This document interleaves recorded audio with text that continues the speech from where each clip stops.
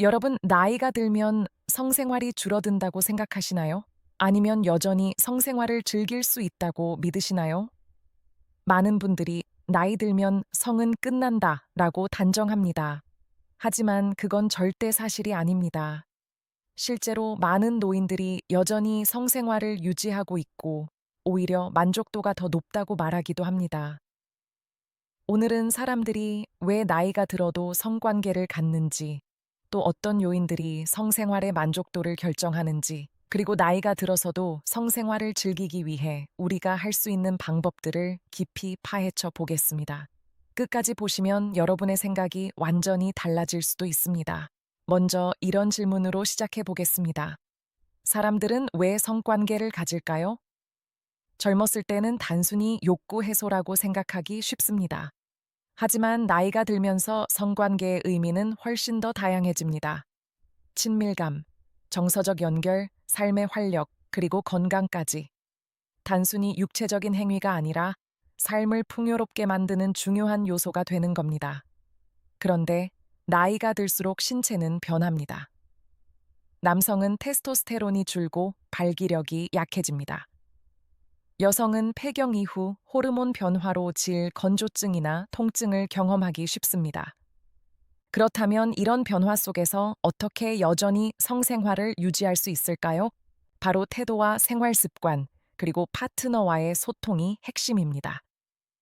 이 주제를 연구한 독일의 대규모 연구가 있습니다. 2000년부터 2011년까지 수천 명의 중년과 노년 남녀를 대상으로 성생활의 만족도를 조사했습니다. 참가자는 무려 5천 명에 달했고 연령대는 40대부터 80대 이상까지 다양했습니다. 연구 결과는 흥미로웠습니다. 예상대로 나이가 들수록 성생활의 빈도는 줄었습니다.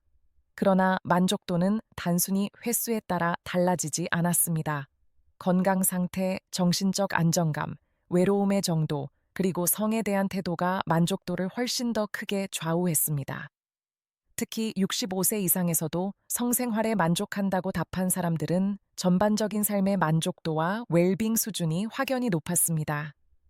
다시 말해, 성생활이 단순한 사적인 영역이 아니라 삶 전체와 연결되어 있다는 사실을 보여주는 겁니다. 그렇다면 어떤 요인들이 만족도를 떨어뜨렸을까요? 첫 번째는 건강 상태였습니다. 당뇨병, 심혈관 질환, 관절염 같은 만성 질환을 가진 사람들은 성생활 만족도가 낮았습니다. 몸이 아프고 불편하면 자연히 성생활에도 영향을 줄 수밖에 없습니다. 두 번째는 정신 건강이었습니다. 우울증이나 불안 장애를 가진 사람들은 성생활에 만족하기 어려웠습니다. 마음이 지치고 어두우면 성적 욕구도 함께 줄어드는 것이죠. 세 번째는 외로움이었습니다. 파트너가 있든 없든 외로움을 많이 느끼는 사람들은 성생활 만족도가 낮았습니다. 여기서 중요한 건 단순히 성관계를 하는지가 아니라 정서적 친밀감을 느끼는지가 핵심이라는 겁니다. 반대로 성생활 만족도를 높여주는 요인들도 있었습니다. 가장 중요한 건 성을 삶의 중요한 일부로 여기는 태도였습니다. 나이가 들었으니 이제 성은 필요 없어 라고 생각하는 사람들보다 성은 나이와 상관없이 중요한 부분이라고 믿는 사람들이 훨씬 더 만족스러웠습니다. 또 하나는 파트너와의 관계였습니다. 솔직하게 대화하고 스킨십을 꾸준히 이어가고 서로의 욕구를 존중하는 커플일수록 성생활 만족도가 높았습니다. 흥미로운 건 남성보다 여성이 만족한다고 답한 비율이 낮았다는 겁니다. 이유는 명확합니다. 여성들은 폐경 이후 신체적 변화를 크게 겪기 때문입니다. 호르몬 변화, 질 건조, 통증 등이 성생활의 즐거움을 방해합니다. 하지만 이 문제는 해결 불가능한 게 아닙니다. 호르몬 치료나 윤활제, 생활 습관 변화 등 의학적 도움을 받으면 충분히 개선할 수 있습니다. 이쯤에서 실제 사례를 들어볼까요? 70대 초반의 한 남성은 아내와 여전히 성생활을 즐기고 있다고 말했습니다.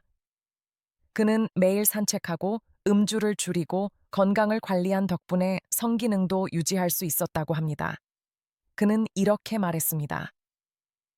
섹스는 단순한 행위가 아니라 아내와의 연결이고 삶의 활력입니다. 반대로 60대 후반의 한 여성은 성생활에 만족하지 못한다고 털어놨습니다.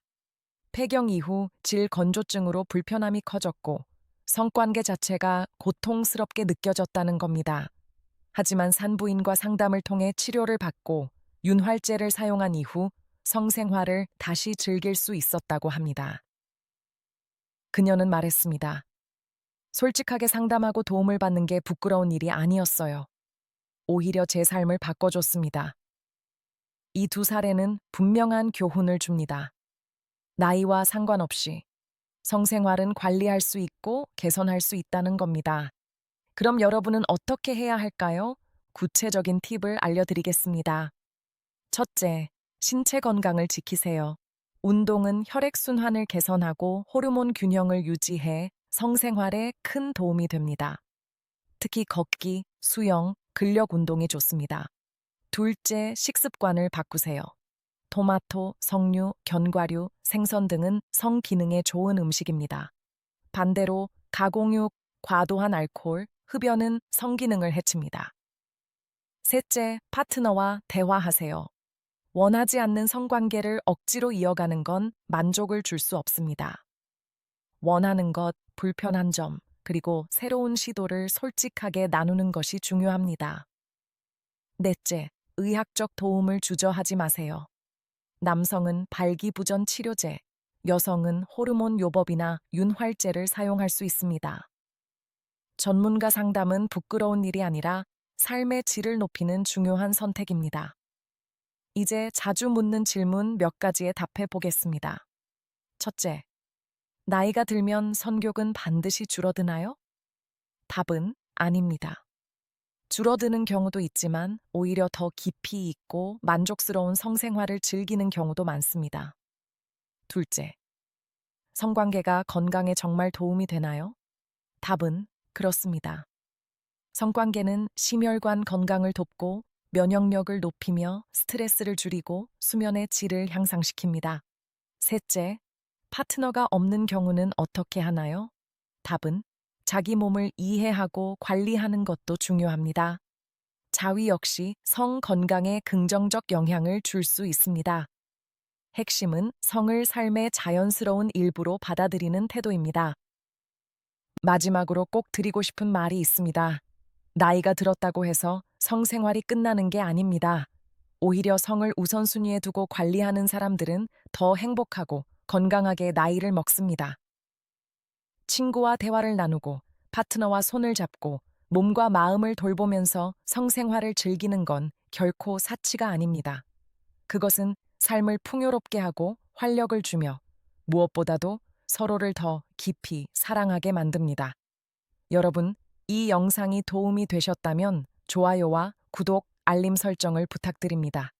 그리고 댓글로 여러분의 생각과 경험을 남겨주세요. 항상 말씀드리지만 여러분은 소중한 존재입니다. 나이를 떠나서 언제나 사랑받고 즐기고 행복할 권리가 있습니다. 오늘부터 작은 변화를 시작해 보세요. 더 건강하고 만족스러운 성생활이 여러분을 기다리고 있을 겁니다.